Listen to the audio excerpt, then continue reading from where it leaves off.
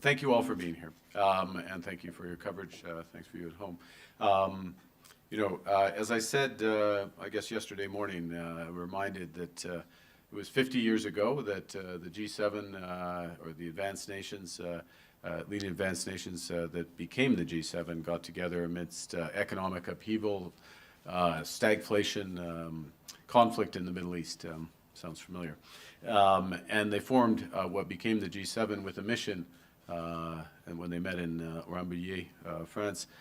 It wasn't a mission to preserve the old order, but to build a new one, one that could withstand shocks, deepen integration and cooperation, and really deliver prosperity for all citizens. And it's a reminder that nostalgia isn't a strategy. We have to change. And at this moment of transformation, we must turn the many challenges into change. We know there can't be security without economic prosperity, no true security without economic prosperity, but also no prosperity without resilience. We're in a world where shocks are flowing across borders, whether it's through climate change, whether it's through conflict, and we know that resilience is built through a combination of tough choices at home and smart cooperation with like-minded countries abroad. And that, in a small way, but building from that, is part of the objective of these meetings. This G7 is to begin to build that new era of cooperation, one that promotes long-term resilience over short-term efficiency. Now, le progrès réalisé à Kananaskis ne marque pas la fin de notre travail. Now, this, of course, is not the end of our work. Rather, it is merely the start. We've had conversations over the last couple of days that were highly productive. We had 21 leaders over the past few days. Canada has worked with our G7 partners to determine where we can cooperate, build resilience and lasting prosperity. And that's the approach that Canada is taking as we negotiate a new economic and security partnership with the United States. And as I've stressed repeatedly, we will take all the time necessary to do that, but no more. And yesterday, President Trump and I agreed to continue to pursue those negotiations, intensify them towards a deal within the coming 30 days. And so the President and I, as well as our respective cabinet ministers and officials, will remain in close contact in the coming days to deliver on that timeline. Over the past days, also met with global leaders who will help determine what is success in the new global system that will emerge over time. And underpinning each of those discussions was, I stress, Canada's readiness to work to create new international partnerships to promote a world that's more secure, prosperous, just, and free. We're looking to deepen alliances with stable democracies who share our interests, our values, our principles, and who look to lead. We look to lead with many of the resources, including human resources and human capital, that the world wants and the values to which so many aspire. And it's those values of freedom, of democracy, and of justice that are behind Canada's unwavering support for a secure, a free, and sovereign Ukraine. And this morning, I shared with President Zelensky and G7 partners what Canada is doing, moving forward in multiple respects with measures to support Ukraine in its struggle in Russia's unjustified and barbaric war. With our international partners, we're launching a major new package of sanctions on individuals, on companies, on vessels, the Shadow Fleet, to exert maximum pressure on Russia. We're also sending over $2 billion in funding for drones, ammunition, armored vehicles to help Ukrainians defend their territory, as well as a $2.3 billion loan to help rebuild the infrastructure in that country. And take a moment to reiterate our condolences given the barbarism witnessed overnight in Kyiv caused by Russia. G7 leaders also reiterated our commitment to the pursuit of peace and stability in the Middle East. make clear that Iran is the principal source of regional instability and terror. And we've been consistently clear that Iran can never have a nuclear weapon. We urge that the resolution of the Iranian crisis leads to a broader de-escalation of hostilities, including a ceasefire in Gaza. Tout au long de ce sommet, nous avons également rassemblé des pays autour des défis et des opportunités les plus urgents de notre époque. Brought countries together to face up to the most urgent challenges which require international cooperation. And Canada is in a prime position to play a leading role in that process. G7 nations in the past 2 days agreed to move forward in cooperation on several key priorities. We're going to work with our partners in the G7 and beyond, a number of the countries are here today, to develop critical metals and minerals in order to build independence from non-market economies. And to that end, we will create a critical minerals production alliance, a G7-led strategic initiative to stockpile and develop critical minerals needed for defense and technology, including a range from germanium, gallium, graphite, rare earths. We also struck several agreements, accords from the aforementioned critical mineral supply chains to adapting, powering, and sharing artificial intelligence, to collaborating on quantum technologies, to preventing, fighting, and recovering from wildfires, something we feel intensely, obviously, here in the prairies, tackling foreign interference and transnational repression, countering migrant smuggling by dismantling transnational organized crime. Next week, we will shift from addressing threats to economic security to addressing threats and addressing issues with respect to global defense and security at the NATO summit and at the Canada-EU summit. We recognize that our leadership will be defined not just by the strength of our values, but the value of our strength. And with that, why don't I take the opportunity to, again, thank you all and open it up for questions. Merci beaucoup. Je suis prêt à votre Thank you very much. Happy to take your questions. À la conférence de presse. So we'll now make a start on the press conference. Format will be as follows. One question, one follow-up. Format sera... Excuse-moi, juste une question.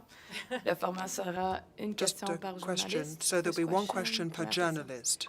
Bonjour, Monsieur Carney. Fanny Olivier de Radio-Canada. Fanny Olivier Quel from était le Radio problème Canada. avec la position What was the américaine problem qui a with the empêché US la signature position? d'une What déclaration was commune it sur that l'Ukraine? prevented you Aucun signing a problème. joint declaration on Ukraine? Il n'y avait aucun Prime Minister, problème. there was no problem. Il y avait No problem at all. une déclaration qui est au sein de We ma did sommaire du président du G7. Declaration, Mais a il y a- declaration Ça existe, from the ça president existe. of the G7. It Il y does avait exist. pour le moment hier soir parce que il y avait des Yesterday événements evening, of course, tragiques intenses certain tragic au events Moyen-Orient. took place in the Middle À ce East. moment-là, c'était dans un sens plus important And d'avoir so it was more une important, if you déclaration like, du G7 for us en to ce have a qui concerne G7 la declaration situation on the situation iranienne. Mais in Iran. il y a, ça existe maintenant, il y a And des right phrases now, dans ma there is some déclaration language here in my declaration. qui indique, j'en ai la version, je crois, I en think français. I have the Je French peux le version chercher, here. je peux le lire. Mais c'est Bear pas with signé me, aux I can look for it and I États-Unis, can Monsieur read it Carney. non, out for you. les dirigeants Well, not du apparently in the G7 ont US, exprimé le Mr. soutien Carney. aux efforts du Leaders président Trump en faveur expressed de tout cela. Ça, support c'est une for his déclaration efforts. du G7. So this is a Nous G7 declaration. nous sommes tout d'accord avec cette We déclaration. all agree with that Point. declaration. C'est correct. Bonjour, M. Carney. That Mélanie is the Marquis, case. La Presse. Qu'est-ce que le départ du président Trump Good a afternoon, changé au Mr. sommet? Carney. Et par Mr. Trump's extension, qu'est-ce departure que ça from the summit, what did dit sur that le change G7, in le fait que terms M. of the Trump summit? And préfère what does aller that gérer say la about the crise summit? au The fact that Moyen-Orient Mr. dans la Trump would rather Situation go Room and plutôt manage qu'avec ses this partenaires? crisis in the Middle East in the Situation Room rather than here with his difficile de partners? gérer Mr. Carney. It's une difficult. crise militaire. It's difficult to C'est manage a military c'est exceptionnel ici, crisis. à It's rather Kananaskis, exceptional, of en course. We're Alberta, here in mais Kananaskis in dans cette Alberta. situation, But in that situation, cette situation grave, It's a serious une situation situation. militaire, It's a military situation. une situation très fluide, And it's très also a very volatile. fluid and volatile C'était, situation. l'opinion de M. Trump, That was Mr. que Trump's ça vaut opinion. mieux d'être à Mr. Trump Washington. felt that it was better for him to Et be je in comprends, Washington, and I je can understand comprends that. absolument, I sa totally décision. understand the decision Et- that he took.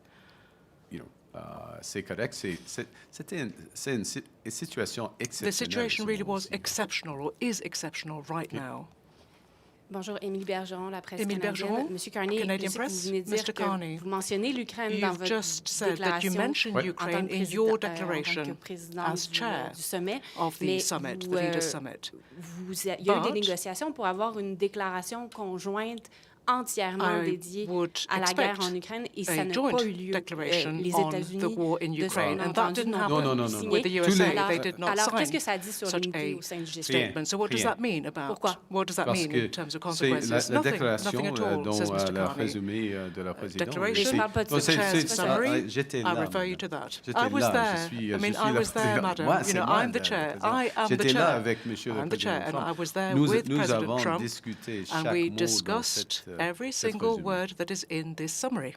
We just get you on English on the lack of a Mon Dieu, okay. it's just because Yeah, just to be clear, in English. like the yeah. joint statement specifically on Ukraine. The joint West- statement it's- specifically on No, on it's in your Ukraine. presidential statement or your chair statement, but Yeah. it is not signed by the 7 leaders. Why is that the case? What happened with the It- United it- States? As I said in French, rien, nothing. Okay? This was discussed by all 7 leaders. Well, it's more than 7 because we have the presidents of the European Commission and the presidents of the European Council last night at dinner. These exact words, and they're in my chair's summary. We had, as I said in French, we had a declaration given the exceptional and fast-moving situation in Iran. We concentrated on that, and as a specific one, I held this for my chair's summary. I honestly, look, there would be, if you want a nuance or if you want a sense, there would be things that some of us, Canada included, would say above and beyond what was said in the chair's summary. But the recognition of the importance of the initiative of President Trump to achieve a lasting peace, absolutely agreed. That we are resolute in pursuing all options to maximize pressure on Russia, including financial sanctions, agreed. That we recognize that Ukraine alone has committed to an unconditional ceasefire, agreed. And that we all agreed that Russia must do the same. I appreciate the detail in that. I'm going to ask you my question now, if you don't mind. Mike, Luke. Yeah, I thought that wasn't See, your that was question. not, I know, but you asked me unfortunately. just for the. I This was- was the equivalent of en anglais for I would those who call it follow an Canadian anglais, press. an anglais plus, but I Yeah, appreciate yeah. that. In your meeting with Prime Minister Modi, I wanted to ask you, what did you say to him about the murder of Canadian Sikh activist Hardeep Singh Nijjar? We have had a discussion, the Prime Minister and I, about the importance of having the law enforcement to law enforcement dialogue, which is not just dialogue, cooperation directly. The importance of addressing transnational repression, as I noted, including when we met, and obviously there is a judicial process that's underway, and I need to be careful about further commentary. En français, nous avons eu une discussion en ce qui concerne we la coopération had a qui chat continue about cooperation. de l'enforcement de la loi, and we la lutte contre la talked about répression stepping transnationale. up the fight Il y a against un processus transnational de droit repression. qui So se déroule there is maintenant, a et je legal dois, process underway je dois, right now. être gardé avec mes mots. And sur so cela. I have I just want to be clear that yes careful or no, did you bring up the my murder? words. I refer to my previous answer. Hi, Mr. Carney. JP Tasker from CBC News. How are you? I'm great. Okay, good. Thank you, JP. President, How are you, JP? I'm just fine. That's good. Couldn't be better, really. Yeah. President Trump says... Sorry, that was your question. No, not so fast.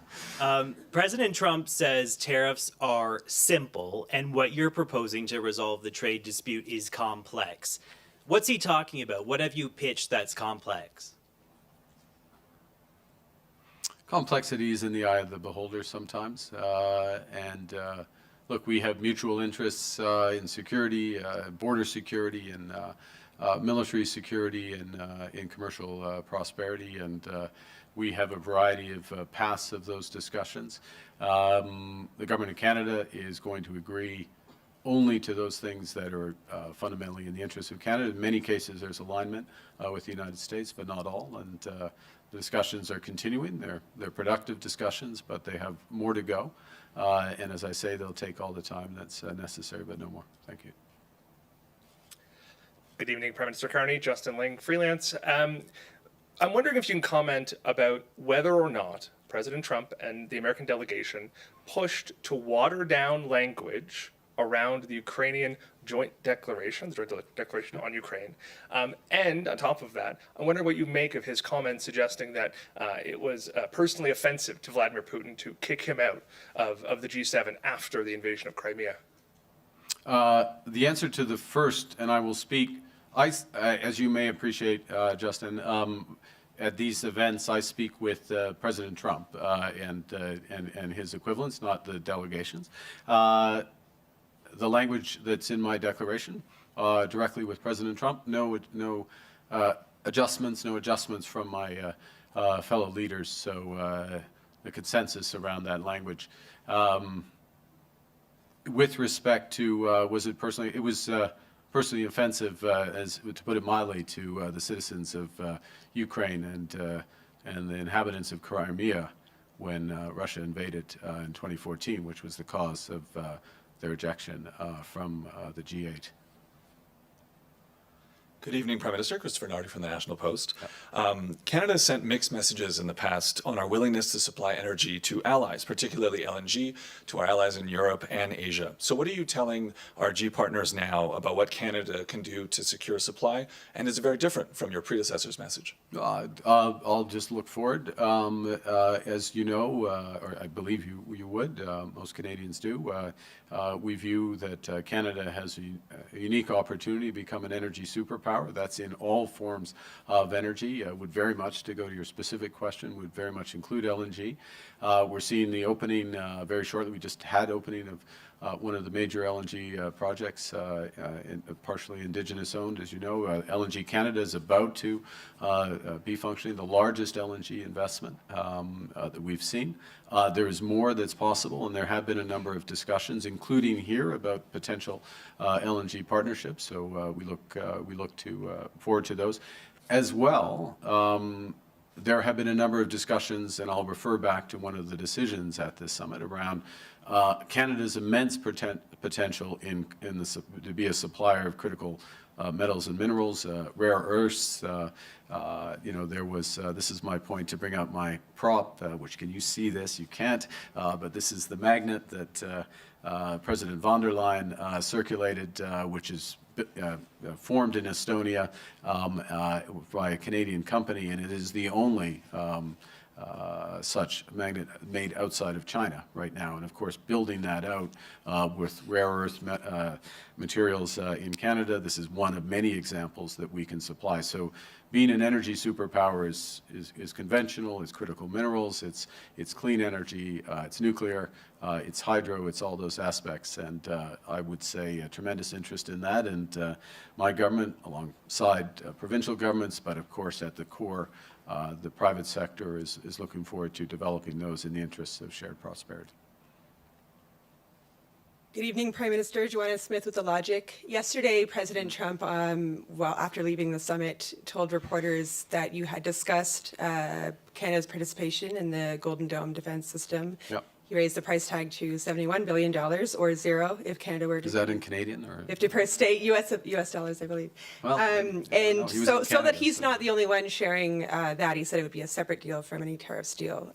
What can you share about that discussion and where your thinking is now on that project? Well, look, a couple of things. One is that, and part of the spirit, unfortunately, of these discussions is that the world is a much more dangerous place, and the threats that face Canada, face other countries, have shifted quite dramatically. We can see exactly unfortunately, in very tragic respects, what's happening in the Middle East as we speak, in terms of threats from ballistic missiles, the necessary to have ballistic missile defense. Canada, our geography is less and less of a shield, of a natural shield in those respects, and Russia is an aggressor. Other hostile states are in prospect, terrorist organizations as well. We need to protect ourselves. That's part of the reason why, well, those are the reasons why we've started with the over-the-horizon radar scheme with the Arctic, which is one component of a broader protection that needs to be put in place. There are many reasons why partnering in this case, not all cases, but in this case, partnering with the Americans would make sense. We certainly do already, as you know, in NORAD, and this is a potential extension of that. But these are live, ongoing discussions, and you know, we'll continue to pursue them as long as they make sense for Canada. Bonsoir, M. Carney, Guillaume Saint-Pierre, Journal de Montréal. Est-ce que M. Trump est revenu encore une fois sur son fantasme là, du 51e État dans vos conversations privées avec lui?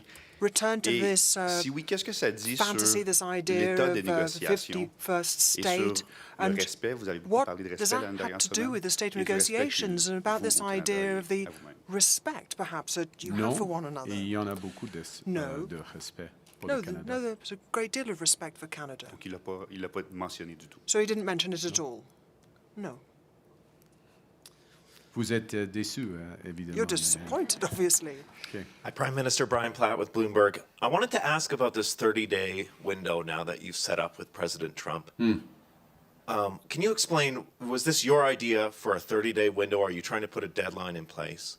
And is retaliation still, I mean, do you move to retaliation if this 30 days expires without a deal? What's the rationale here, and what happens if you don't get to a deal? Well, look, there are many aspects of the relationship with the United States, and many of your good questions have touched on them, from security, border security, commercial, financial, otherwise. And we don't want to, with respect to the specifics around specific tariffs, there's a certain amount of information that's necessary. There's certain decisions that can be taken given that information, given the relative perspectives, and quite often in negotiations, having a form of deadline is helpful to concentrate them on, and that can be the case here. The teams are working well. There's exchange of information, exchange of ideas, and having that focus will be helpful. What was the second part of your question? Retaliation. You have not retaliated the doubling of steel and aluminum. No, we have not yet. We retain the flexibility in order to do so, and we are looking, but I will say one thing which is related to that, which is we are looking very actively about the risks from third party or third country flows of steel, and mainly steel, but possibly aluminum, into Canada. And the need to provide protections from that. So we're looking at the modalities and ways of doing that, and we're very alive to that. That's the first. We're also, of course, looking to provide liquidity and other support to the firm. So, look, we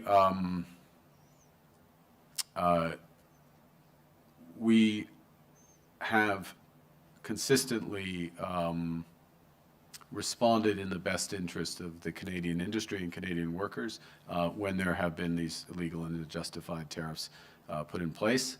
We do so in a way tailored to each situation. We have multiple tools with which we can respond, and some of those, as this evolves, relate as much to other countries' potential dumping of steel, excess steel into Canada as it does the U.S. So we're looking to calibrate appropriately, but we'll do what's necessary, and in short term. And I wouldn't necessarily look to a 30-day window in that response.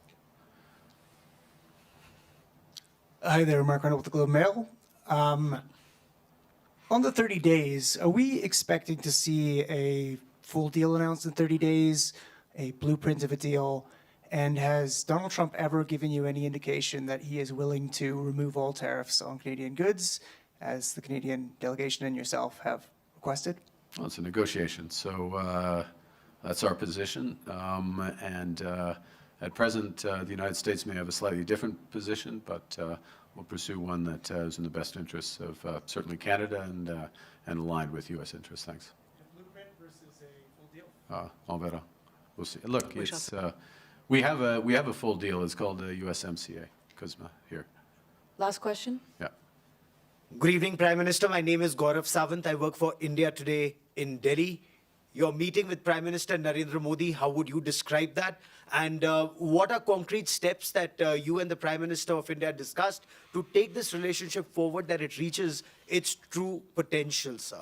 Well, I think several things, if I may say. I would say the meeting, the fact of the meeting, let me say a few things.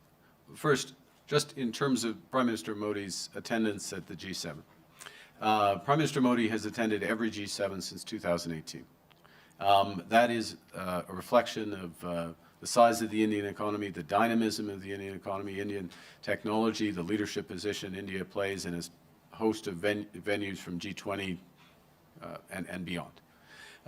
So as chair of the G7, hosting the Prime Minister in that context is entirely natural, entirely consistent. I fully expect the Prime Minister of India will be in attendance at the G7 next year, for example, in France. First thing. Secondly, in terms of the bilateral relationship, which is your question, I think the meeting today was important, but I would describe it as foundational, as a necessary first step, an exchange of views, frank, open exchange of views around law enforcement, transnational repression as two examples, an agreement to provide the necessary foundations to begin to rebuild a relationship based on mutual respect, sovereignty, trust. And that begins with what was agreed, you asked for concrete, which is that we will move to appoint high commissioners again.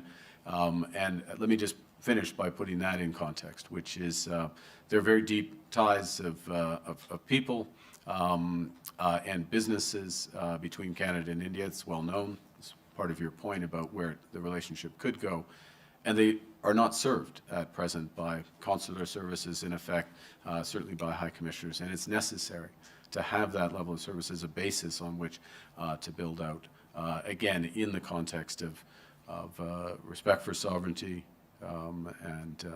and to begin to realize the potential of the relationship, and we will, we're both committed to work towards that. But there's a lot of work that will need to be done.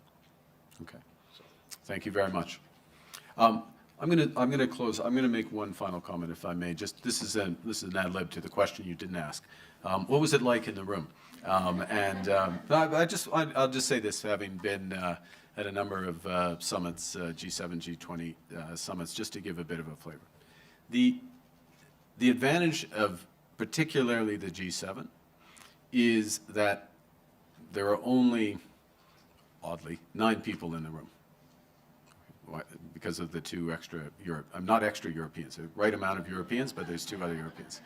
And there's 9 people in the room, and they're the principals, they're the leaders, and there is a great amount of direct dialogue and discussion, very frank exchanges, very strategic exchanges, differences of opinion on a number of issues, but from an effort to find common solutions to some of these problems. And that is particularly valuable, in my opinion, and I'm a new leader in this context. I have been around these things, but a new leader in this context, where we had several other new leaders, G7 leaders, because you're building those relationships, you're building those trusts. It will be very valuable, for example, next week when the core of the G7, which was the core of NATO, is together making major decisions on defense and security partnerships. And so the fact that at a time when multilateralism is under great strain, and I'm absolutely clear it is, that we got together, we agreed on a number of areas, the 6 related statements, we agreed on the perspectives on Iran, despite the impressive minutia questions, if I may, on the detail of words around Ukraine. Agreed on that aspect of maximum pressure in variable ways using financial sanctions. That's important and that's valuable. And so I want to just give you a bit of that flavor. And last thing, I want to pay tribute to our Sherpa, Cindy, for leading this great effort under challenging circumstances in terms of global events and just the nature of bringing it all together. And so now it's probably about 6:30. So I'm hoping when I walk off the stage, the oil is up by 1. At least no. Okay, just keep me in the zone for a minute. Down by 1. Wow. Okay. Well. Okay, well, it's a long game. We're going to go to OT. Okay, thank you very much. Thanks for indulging my little soliloquy at the end. Merci beaucoup. Merci. La conférence de